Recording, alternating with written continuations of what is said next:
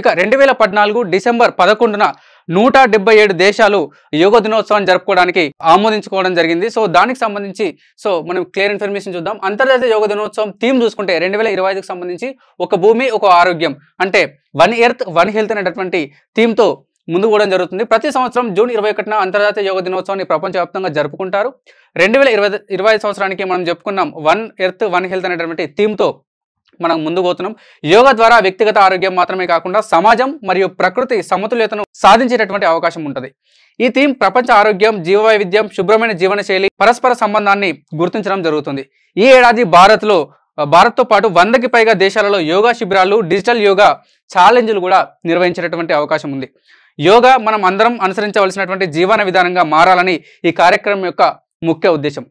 So దీంతో పాటు మన భారత్లో జరిగేటటువంటి యోగాకు సంబంధించినటువంటి యోగా దినోత్సవానికి సంబంధించినటువంటి కార్యక్రమాలు ప్రపంచంలో భారతదేశం ప్రపంచ దేశాలకు ఒక యోగా గురువుగా అవతరించింది.